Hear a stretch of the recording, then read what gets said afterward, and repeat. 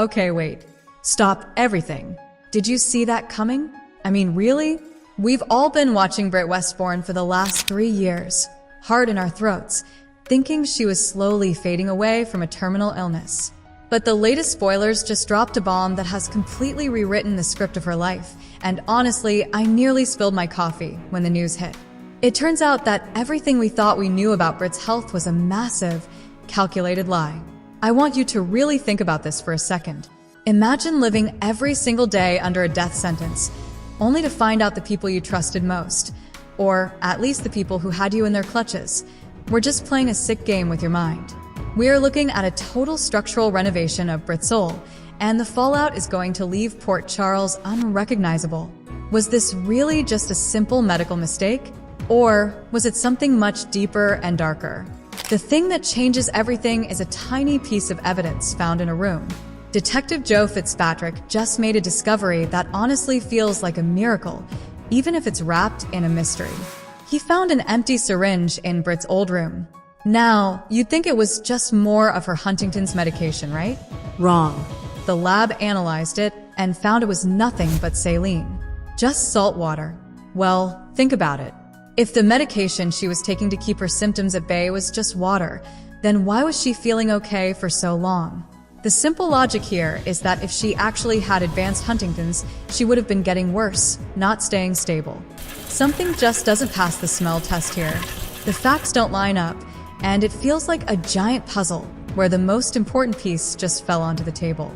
Now let's get into the why of it all, because this is where it gets really twisted.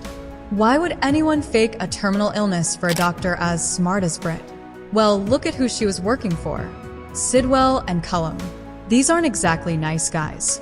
They needed Britt's brilliant scientific mind to finish Caesar Phazon's final project, something about cold fusion that could change the world. But how do you control a woman like Britt Westbourne? You can't just ask her nicely. You have to make her desperate. By paying a doctor to give her a fake diagnosis, they basically stole her future and sold it back to her one injection at a time. It's the ultimate form of gaslighting. They made her believe her brain was rotting, so she wouldn't realize she was actually being used as a weapon.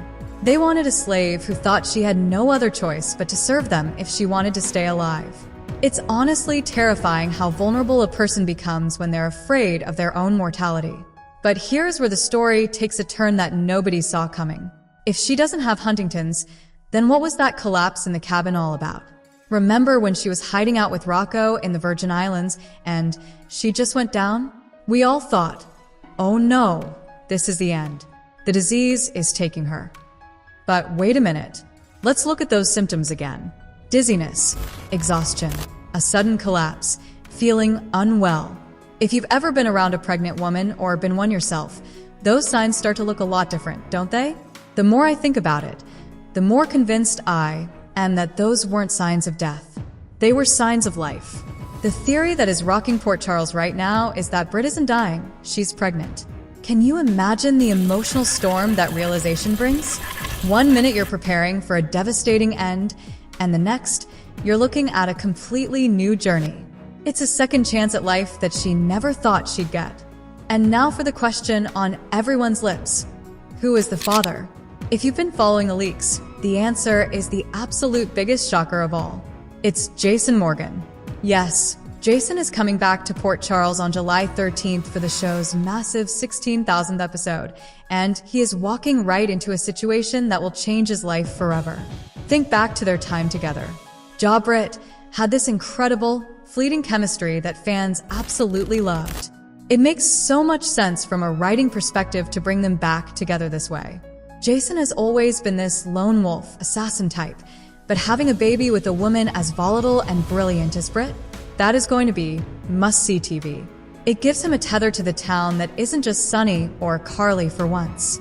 It forces these two isolated people into a partnership that neither of them is ready for. But we have to talk about what Britt is feeling internally right now. She's been grieving her own life for 3 years.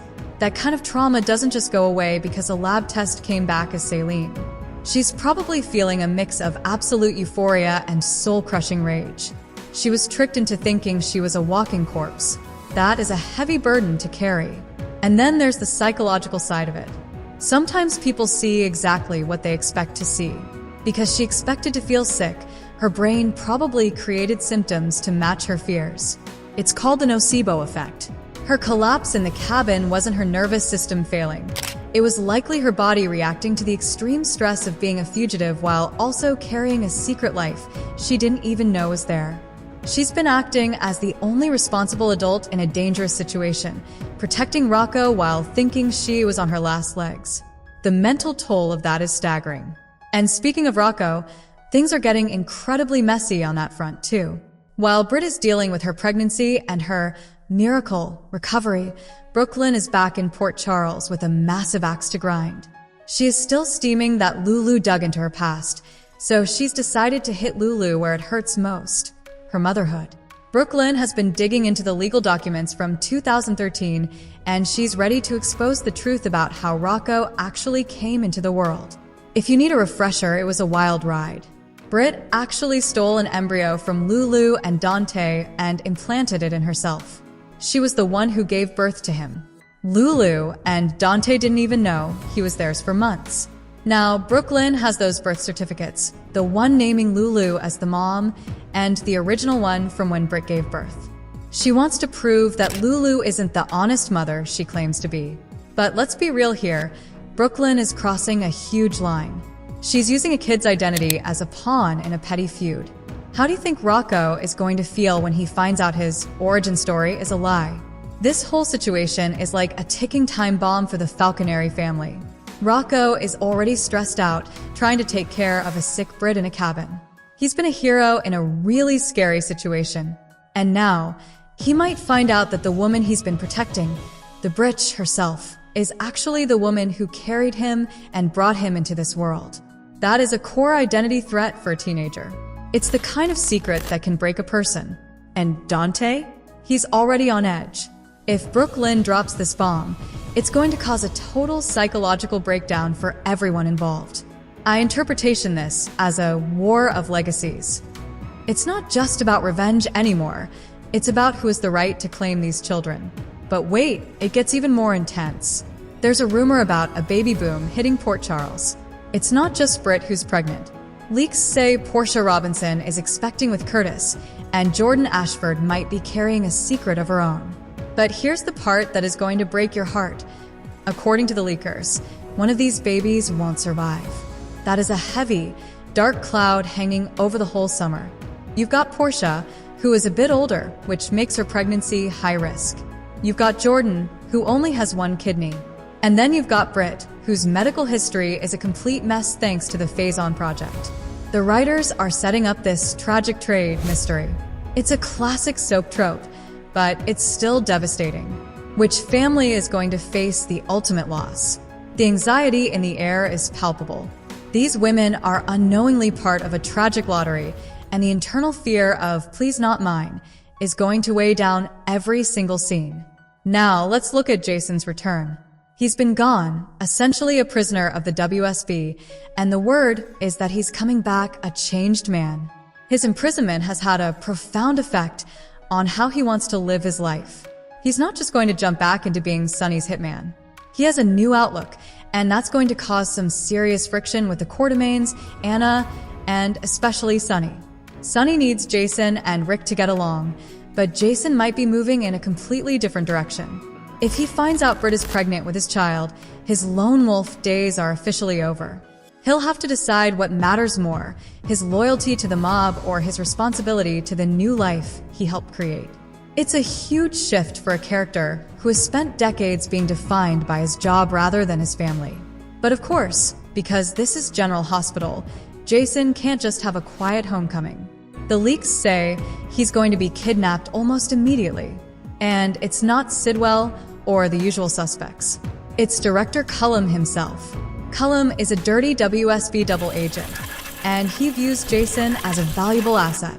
Think about it, Jason was a mercenary for Pikeman. He knows things. He has skills. Cullum already told Britt to cut ties with Jason, so she could focus on Phase-On's project. Now that Jason is back, Cullum is taking drastic action to shut everything down and grab Jason for himself. It's a high-stakes game of cat and mouse, and Britt is caught right in the middle of it. She has to finish her father's work to save the man she loves, all while dealing with a pregnancy she never thought possible. And we haven't even talked about the deaths yet. The rumors are swirling that 4 major characters are going to get a dirt nap this summer. We already know about Robert Scorpio and Leslie Weber being written off because of the tragic loss of the actors in real life. But that leaves 2 more spots. Could it be Sidwell? Or Cullum? Maybe even Marco? There's a theory that the cold fusion project Britt is working on is going to literally blow up in everyone's faces. Imagine a massive explosion at the lab serving as the backdrop for Jason's rescue. It would be a poetic end to Faison's legacy. Britt has spent her whole life trying to escape the monsters who raised her. If she destroys that project, she's finally killing the ghost of her father and choosing her own future. The funny thing is, while all this life and death drama is happening, the show is still finding ways to weave in the history of Port Charles. Did you know Lucy Coe was a vampire slayer? I know. It sounds wild if you're a newer viewer, but back in the Port Charles spin-off days, things got really supernatural. Lucy saw John McBain and Sam McCall and thought they were vampires from her past. She even stabbed John with a chair leg. It just goes to show that in this town, the past is never really dead. It's always lurking under the surface, waiting to pop up and ruin a perfectly good dinner party. And that's exactly what's happening with the Rocco surrogacy secret. A story from over a decade ago is coming back to haunt the present day. I don't know about you, but I feel for Britt. She's finally got a reason to hope. For so long, she believed her future was shrinking. Every dizzy spell was a reminder of her illness. But now, she has a reason to focus on what she could gain rather than what she's going to lose. It's a complete emotional 180. But the road ahead is so dangerous. She's still on the run with Rocco. She's still being hunted by the WSB. And she's carrying a baby in a town where tragedy is always just around the corner. Can she really find happiness with Jason? Or is this just the start of a new kind of nightmare? Let's talk about Brooklyn for a second. Is she being a total villain here? I mean, I get it, Lulu is being high and mighty, but exposing a secret like this? It feels like displacement of trauma. Brooklyn is hurting because her own secrets were exposed, so she's lashing out at someone else. It's a classic if I can't be happy, no one can mindset. But the collateral damage is a teenager. Rocco is a good kid. He's been taking care of Britt. He deserves better than being used as a weapon in a fight between 2 women who should know better. I honestly think Brooklyn is going to regret this. Dante is not going to take it well, and Gio, her own family, is going to be disgusted. She's trading her family's respect for a moment of petty revenge. Is it really worth it? And what about the other pregnancies? Jordan Ashford is in such a tough spot. She's keeping her secret from Curtis, and there's even a hint that the baby might not even be his. Imagine the drama if she's pregnant with someone else's child just as she and Curtis are finally finding their way back to each other. And then there's the high-risk factor. With her 1 kidney, every day is a gamble. If she's the one who loses her baby, it's going to shatter the entire Ashford family. It might even drive her into a dark, vengeful spiral that changes her character forever. It's a lot to handle, and I'm honestly worried about where the writers are taking this. Everything is coming to a head on July 13th. That 16,000th episode is going to be a turning point for the entire series. Jason's return, the pregnancy reveal, the kidnapping, the truth about Rocco. It's all happening at once. It's going to be a summer of fire and fireworks, and I don't think anyone is safe. The power dynamics in Port Charles are shifting. Sonny is trying to reassert his position, but he's losing his grip. Carly is going head-to-head with the WSB to save her daughter. And Britt is fighting for a life she never thought she'd see. It's an incredible time to be a fan, but it's also a little bit nerve-wracking. We've grown to love these characters, and seeing them put through the ringer like this is tough. So, what do you think is going to happen next? I have so many questions for you guys. First, the dead baby leak. It's a dark one, I know. But out of Britt, Portia, and Jordan, who do you think is going to face that tragedy? Does the rumor make you more or less likely to watch? Or do you think it's just a cheap way to get a reaction? And what about the Rocco situation? Was Brooklyn right to dig up those papers to put Lulu in her place? Or has she officially gone too far this time? How do you think Rocco is going to handle the news that Britt is actually his birth mother? I want to hear your theories in the comments. Are you a Britt fan? Are you excited to see Jason and Britt navigate a pregnancy together? Or do you think Jason belongs with someone else? There's just so much to unpack. The saline discovery was the first domino to fall, and now the whole row is going down. Britt's new lease on life is a beautiful thing, but it's wrapped in so much danger and deception. She's the daughter of Faison and Obrecht, two of the greatest villains in soap history. Can she ever truly be good? Or is she always going to be defined by the shadows of her parents? I hope she gets her happy ending. I really do. She's been through enough heartbreak to last a lifetime. But in Port Charles, happy endings are usually just the prologue to the next crisis. The next few weeks are going to be wild. Make sure you're staying tuned to every single update because with Jason coming back, things are moving fast. We've got new couples forming, old rivalries reigniting, and secrets that have been buried for a decade finally coming to light. It's the kind of storytelling that makes us love our soaps. It's messy, it's emotional, and it's completely unpredictable. And honestly, I wouldn't have it any other way. Port Charles is about to go through a massive transformation, and I'm here for every second of it. Before I go, I want to remind you to keep the conversation going. These spoilers are just the tip of the iceberg. Every day brings a new leak or a new theory, and I love hearing what you all think. Do you think Jason is really the father, or is there another twist waiting for us? Could the saline be a cover for something even more sinister? And who are those 4 people on the death list? The speculation is half the fun. So, drop your thoughts below, and let's get a debate going. This is going to be a summer we never forget. If you enjoyed this deep dive into the latest Port Charles chaos, do me a huge favor. Hit that subscribe button so you never miss a single update. Smash the like if you're rooting for Britt to finally get her miracle, and definitely share this with your fellow General Hospital fans. We've got a big season ahead of us, and I'm so glad you're on this journey with me. Thanks for watching, stay tuned for the next breakdown, and I'll see you in the comments. It's going to be an explosive summer, and I can't wait to see how it all unfolds. See you next time. The thing that changes everything is a tiny piece of evidence found in a room. Detective Joe Fitzpatrick just made a discovery that honestly feels like a miracle, even if it's wrapped in a mystery. He found an empty syringe in Britt's old room. Now, you'd think it was just more of her Huntington's medication, right? Wrong. The lab analyzed it and found it was nothing but saline. Just salt water. Well, think about it. If the medication she was taking to keep her symptoms at bay was just water, then why was she feeling okay for so long?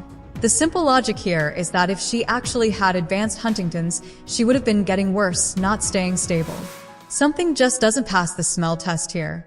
The facts don't line up, and it feels like a giant puzzle where the most important piece just fell onto the table.